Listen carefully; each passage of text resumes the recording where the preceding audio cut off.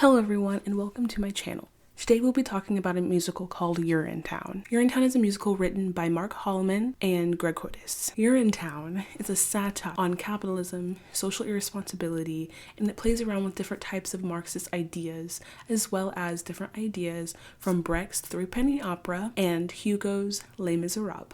And through this musical, I'm going to teach you today how we're going to start a revolution through musical theater. Now we're going to start with who has the power. Let me introduce to you a character by the name of Caldwell B. Cladwell. He is the owner of the Cladwell Industries. They're the ones who own all of the public amenities or public toilets. He's the one who has essentially a monopoly over them, and they created laws against public urination, and so everyone has to go to these specific public toilets in order to relieve themselves. Cladwell has created a way to maintain the limited water resources that they have in order to keep humanity alive. He does these through public amenities. So they've outlawed all public toilets. No one can use them, none. They all have to go to these private owned or publicly owned public amenities where they have to pay a certain fee in order to use them. In the musical, there is one specific public amenity that we focus the story on, and it's one of the poorest ones that they have. And it's the only one that all the poor people in that area can afford to use. Which brings us to a character named Miss Pennywise. Miss Pennywise is the one who runs the public amenity. She works for Caldwell B. Cladwell. She also has the main character, Bobby Strong, as an employee of her public amenity. So Bobby Strong is the voice and the face of the revolution. And in the musical, he ends up meeting Cladwell's daughter, Hope. And she sparks in him a flame that gets him to rally up all the people to fight up against Cladwell and his company and his people to allow the public to pee for free. And this is the point in the story where things get really heated because all the poor people, they are not really sure if they want to fight for the revolution, but they also don't want to fight against it either, but they know that it's the right thing to do, so they step up behind Bobby to try to fight up against Cladwell. But Cladwell has a lot of other resources at hand, so he uses the police force and his men to fight against the rebels. And then once Bobby kidnaps his daughter, it becomes more personal. At this point, you can clearly see a clear divide between the bourgeoisie, which is Cladwell and his company and his men, and the police force against the proletariat, which is the people, the poor people. Okay, so now here is where the powers begin to shift. So we have the proletariat, the poor people, fighting against the bourgeoisie, which is Cladwell and his men. Okay, so we're seeing a lot of injustices here. The people are not allowed to pee whenever they need to. They have to pay in order to do that. And if they can't pay, then they're out of luck. Like, they can't pee outside because they will get arrested for it. So we're seeing a lot of people being oppressed and kept from their basic needs, like water, places to relieve themselves, and I'm assuming probably food and shelter and stuff like that as well. So here is where things get a little tricky. So as part of the revolution, they take away Hope, like I mentioned before, and they kidnap her. So they're holding her captive, and they're trying to think of ways to fight against Cladwell, even though Bobby, who is currently trying to negotiate with Cladwell, is gone. They're holding Hope hostage, and there's a whole song about where they want to try and kill her in order to get back at Cladwell. Well, they don't. Instead, Hope decides to join them because she finds out that the things that her father is doing is bad and harmful to the people around her, like her people. And so they join forces to fight against Cladwell. What's interesting though is Hope is part of the bourgeoisie, being a person of wealth, aka Cladwell's daughter, and so she joins the rebels in their fight against the people in power.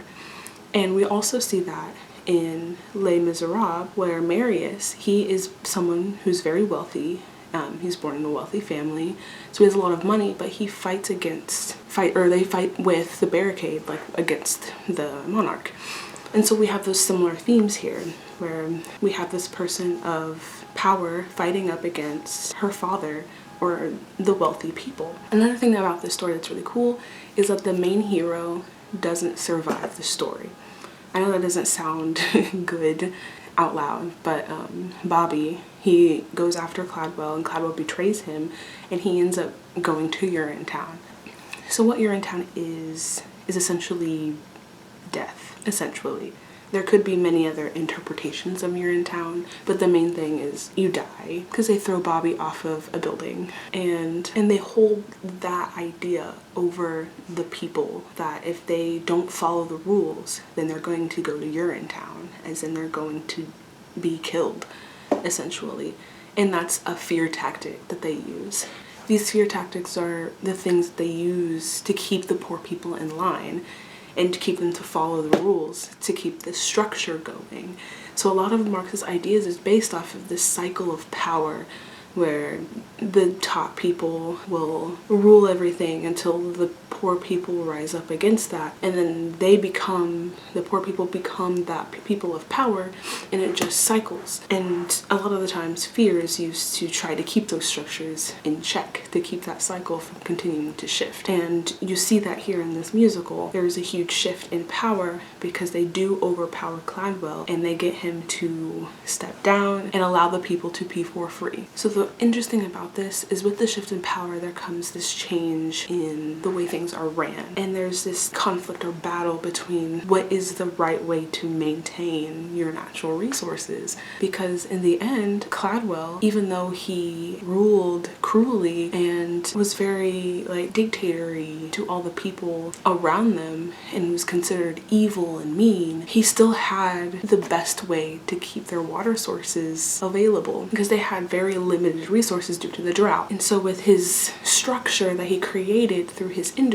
he was able to maintain those natural resources that they had left in order to keep humanity alive. But with this shift in power and allowing people to pee for free, there wasn't any regulations in those maintaining the water and the food and everything, the natural resources.